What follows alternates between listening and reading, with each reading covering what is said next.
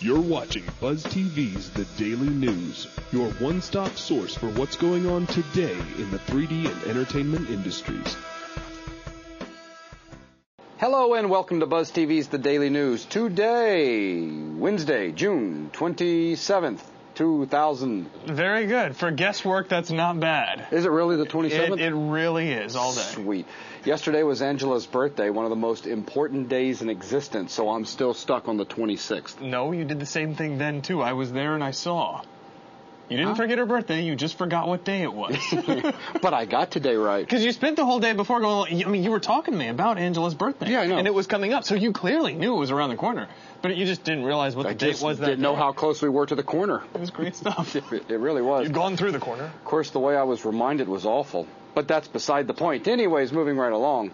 So, welcome to BuzzTV's The Daily News. I'm Buzz. I'm Zach. And let's get started out with a discussion about yesterday. Because yesterday I had something lined up that I wanted to talk about, and then things came up where I was not able to be on the show, and Terry did not know that I wanted these things to be talked about. Oh, heavens. Side Effects Software had their 20th anniversary yesterday.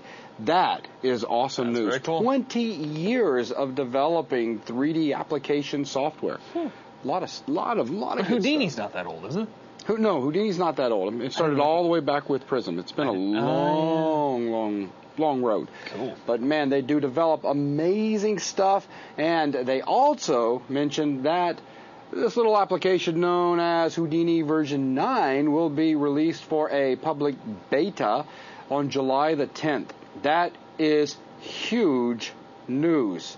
They've put up a video showing kind of a sneak peek of a little bit of workflow inside of Houdini 9. They have revamped the user interface, workflow a little bit. I mean, take a look at the video. It's absolutely amazing. And I am very excited about the beta coming out. I can't wait Do I smell some training videos around the corner? Do you smell what the Buzz is cooking? Yes. That just sounds bad. Yeah, it does. But anyways, I wanted to point out in the lounge that I had created a thread yesterday that has a link to the 20th anniversary special video that they put together, just kind of taking a look at 20 years of Side Effects Software, as well as a link to that video I was talking about in regards to a sneak peek of Houdini 9. So if you have not seen it, head over there and take a look. This is the year of Houdini. It is. This is. It's going to be some good stuff. This is a very important application to me personally. I love Houdini. Buzz Tour 2007. It's coming, and it's coming fast. We're going to be reminding you of this every day. If we want to, we can show you some Houdini 9 stuff. I'm not saying that it's going to happen. Not saying we're going to. I wouldn't mind hearing from you guys if you're interested in seeing it. But we can do it. We can. And for those of you that happen to be interested in Unreal technology, we have been given authorization from Epic Games to show you a little UE3 technology if you want to see it. I don't know if you want to see it. You might not. I mean, it is only the most amazing next-gen, true next-gen. True. Yeah, it's good stuff. And but, don't send me any PMs about Crytek or anything like that. That's way off in the future. Yeah, but for now, we can show it. Do you want to see it? Yeah, never mind. So, finally, Buzz Tour, make sure you head on over to 3dbuzz.com and take a look at all of the locations we are going to. There's a bunch of them lined up. Click on the big pretty picture on the front page, and it'll take you to another page which tells you everything. That's right. And we also want to start hearing from you guys that are in these local areas. If you have any specific suggestions on where we can meet up with, send that information to Zach Parrish. Yes.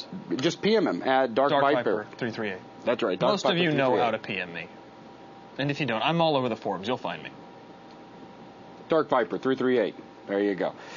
Next piece of news I wanted to release. I've been dying to talk about this one for weeks now. A lot of you know how excited I am about the XNA class. It has become how excited are you about the XNA class? Dear heavens, it is my favorite class of all times. It is just so delicious and filling. I just can't get enough of it. it really is a spectacular class, weighing in at nearly 50 hours so far, with an estimated cap of probably, I don't know. Don't. What do you think we're going to do? Because you're on the outside, so what do you think? At the current rate, I mean, what's 9 times that's 270 hours. So probably the longest class yet. Yeah. Oh, for those that managed to get in for $99. We're going to fist fight right here on the show. More or less. Just go on. See how he gets all sad? Continue. I'm all happy. Continue. Well, we've decided to make the XNA class just a little bit more exciting. Over the last couple of weeks, fighting, well, Logan being a bit ill, which is very unusual. Logan almost never gets ill. Or happy or sad. Battling that, as well as a bunch of R&D, I have really been wanting to get 3D into the XNA 101 class. I know. That's just supposed to be about basic game design. But as of today, I have made a formal announcement over inside the classroom, and the final game, Space Fighter, will now be done in 3D. Very cool. So I've seen some stuff. You're gonna be creating models inside of Maya or 3ds Max or whatever application supports FBX, texturing them up in Photoshop and bringing them over and working with them in 3D. Yep. In a 3D application that you, if you're in the class, will be making. Actually, you took my thunder because you kept talking. I was going to do the whole, Logan doesn't feel pain or fear or remorse, and he absolutely will not stop ever until the XNA class is done. But, it's a good movie. But no, I like it. It's a good movie. It's a good delivery, too. Not bad. I love that movie. Yeah, so do I. Anyways. So now they're going to be making another one. Yeah? Are there Terminator 4? Yeah, they're talking about it. Somebody bought the rights to it, or Terry's not paying attention. Is Arnold in it? No. He's a mummy this time? It's all sock puppets. We put Arnold back in, but he's in CG now. So, well, yeah. He'd have to be. But, well, he's what, 80? I don't know how old he is. He's getting up there. Old enough. Yeah, he's going to be the next president. Not this term, but the next one, probably. There is that whole pesky not born in the United States bit. He became governor. It's true enough. Well, of the most kind of outlandish state in the Union. True. That's why they keep it out there on the West Coast. Who did he have to beat out? What was that little kid? Gary Coleman. There you go. Okay. Anyway, continue. All right, so anyways, there will be 3D now in the XNA Extreme class in 101, which is going to be absolutely awesome, and I'm very excited about it. Moving right over into some entertainment news, DOA movie. Okay, no. Oh. First off, you're talking about the DOA movie. This is not entertainment news, but go ahead anyway. Sure it is. The story itself is the entertainment. All right, very good. DOA movie, even deader after arrival. This weekend's box office numbers show earnings for the movie dropping off an incredible 91.9%. Which means everybody who was to just over, I love that, to just over $21,000 total for the whole country. Wow. For all of it. $21,000. For reference, top earner Evan Almighty made that much off just 3 of its 3,604 opening screens. It made that much off just 3 screens. Well, I mean, okay, wait. If a movie ticket costs you about $10, then that's only 210 people across the entire country. Yeah. Yeah. Which is, 4 people in every state? It is the 54th most popular movie for the weekend. DOA was shown in just 98 theaters, earning an average of $214 per screen. There you go. For even more context, Action Flick 300 was shown in 140 theaters and averaged $737 per showing despite being 4 months old. Well, because it rocks. Yes, it does. It is a great movie, and don't give me any stuff about it's so misleading about the historical aspect of who cares? It's got guys with swords and blood. That's all we wanted to see. Anyways. Into other entertainment news, Toy Story 3, details discussed, and it will not have guys with swords and blood. Pixar producers told Sci-Fi Wire that the proposed Toy Story 3 is definitely a go, despite rumors to the contrary. Toy Story 3 is going to happen, and it's going to be good, director Brad Bird said, because that's how he talks. Sorry. I'm not involved with it, but I know about it, and I see that it's going to be real good. We wouldn't do it if it wasn't going to be good. Alan and Hanks will be back. Dun, dun, dun, dun. Toy Story 3 is eyeing a 2010 release date. Straight to video. No. I wasn't going to say it, but somebody else did. I'm more interested in The Incredibles 2. That I am very interested in. I really want to go see. Toy Story 1 was great. My mom hates it. Does she? Oh, she hates it bad. She hates that movie with a blue-blooded passion. Why? I don't know. Okay, Toy Story 1 is what completely turned her away to CG animated flicks in the first place. Wow. She couldn't stand the movie, and I don't know why. She can't give me a straight answer. She just couldn't. She gets violent, throws things at me. Wow. And then because of that, she never paid any attention to Toy Story 2 or anything like that, and it took me forever to get her to watch a CG animated flick. Wow. Then I showed her Finding Nemo. And suddenly, animated flicks were the greatest thing ever. Because it had a talking fish. Because it had a talking fish. The fish was kind of cute. And there was Dory. She loved Dory. Okay, Dory was mildly retarded. Yeah, exactly. And then, she went back and watched some others that I've been trying to get her to watch for years, like A Bug's Life. Because that came out after Toy Story. Yeah. And I was like, you're going to love A Bug's Life. It's a great movie. She's like, no, it's one of those animated... It sounded very much like that. And she does, pretty much. Well, just only when she's really upset. When she's excited, upset. A lot of people do. And then after, like me right now, and then after she went and saw Finding Nemo, she went back and saw A Bug's Life and said it was really good. So has she tried Toy Story 1 again all these years later? No, you couldn't do it. There's no way. I can't conceive of a way. Wow. I know what to get her for Christmas now. Exactly. All right, moving over to some gaming news. Looks like Sony's going to be opening up the wallet big once again as they are about to cough up $8.5 million in a settlement, and developers finally get paid.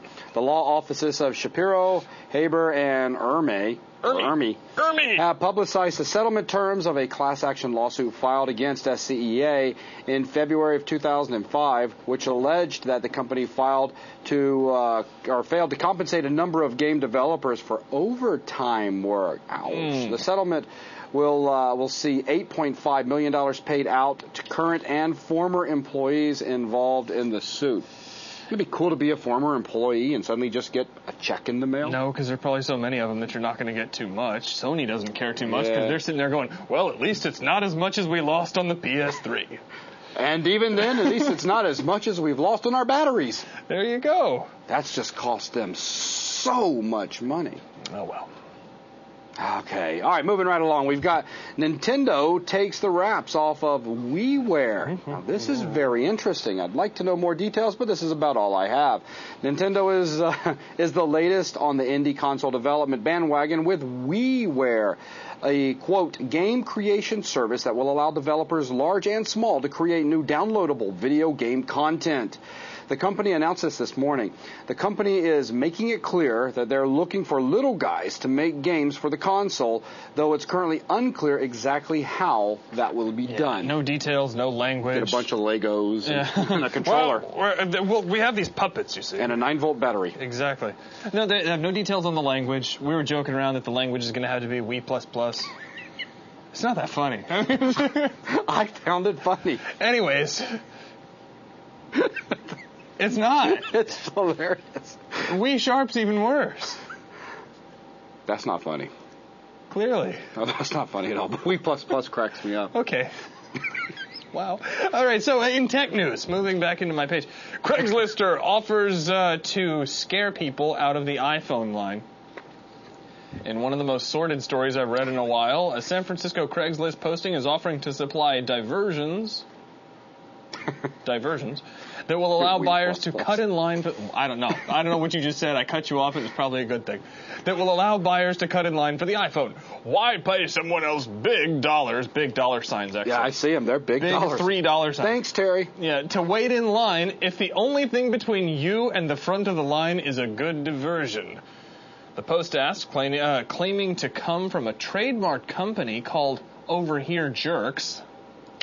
Our tactics are guaranteed to be safe, effective, and even humorous, though they don't say that their tactics are legal. Starts off with a ski mask and a fake gun. No, it starts off with a ski mask, a pair of rabbit ears, and a trench coat, and nothing else. Rabbit ears. Rabbit ears could be convincing. The fake gun and ski mask. It's true. Again, they don't say... Give me a place in line! They don't say their tactics are legal. Yours. Yeah. Diversion, huh? Yeah, that's what they say. A diversion. So, have the building behind you collapse. Everybody runs over there. There's no one in line. Or a dude gets out of a limo with about, 8 or 9 really, really hot chicks and just starts, dragging guys out of line. That would work. The FTC shoots down net neutrality, says it is not needed. The Federal Trade Commission today dealt a serious blow to net neutrality proponents as it issued a report dismissive to claims that the government needs to get involved in preserving the fairness of networks in the United States. The FTC intends the report to be consulted as a guideline to policymakers and legislators, but it has no binding force. Well, there you go. That closes down whatever that argument was. If that happens to, be of interest to you, there you go. I'm going to say, It just managed to make it on my... Woohoo! All right, the MPAA sues PeakVid and UTVPC. I'm going to say YouTube if I'm not careful, and that's just wrong. Note to entrepreneurs hoping to build business using illicit content: don't grant extensive interviews, complete with pictures, to the Wall Street Journal. Okay. That's what a pair of aspiring hackers did back in April when they described how their service, UTVPC, allowed users to watch streaming TV shows and movies without charge. Now the MPAA is cracking down on such sites, filing lawsuit against both UTVPC and PeakVid this week. Ow. In a notice on its site, PeakVid says it does not contain any content on its site. It's merely an index of available links on the internet, which didn't work for Napster either. Yep. Wow. So we'll see how that works out. Blockbuster and Netflix settle patent battle. This is actually kind of humorous in a way. Blockbuster and Netflix have settled their patent disagreements, according to an SEC filing by Blockbuster today. The lawsuit battle, which originally began with Netflix's accusation that Blockbuster copied its methods for DVD rental over the internet, is finally over after nearly a year of back-and-forth attacks from both companies. According to Blockbuster's filing, the terms of the settlement between the two are confidential, but the parties have agreed to secure dismissal of all claims in the litigation. So they were both sitting in court going, no, he stole from us. No, he stole from us. And somebody came along and said, actually, you both stole from this guy. And they were like, oh, hell. Let's just shut up and go away then. Well, we'll see. Anyways. That pretty much wraps it up for tonight's Daily News. So again, if you happen to be in the X&A class and you have missed the announcement, there will now be 3D in the class. The Buzz Tour, it's a big thing. If you're interested in coming out, do so. Because now we've got the right to show Houdini 9. That's right. And Unreal technology. Unreal Engine technology, Unreal Engine 3. That's right. And if you guys missed it, this means 3D. Yeah. Da-na-na. That's the hand gesture for 3D. But if you have any ideas, if anybody has like a school we could meet. You rounded on me real quick. I thought I was going to get hit. No, it's okay. Again. No. Yeah, it looks like you've been beat quite a bit.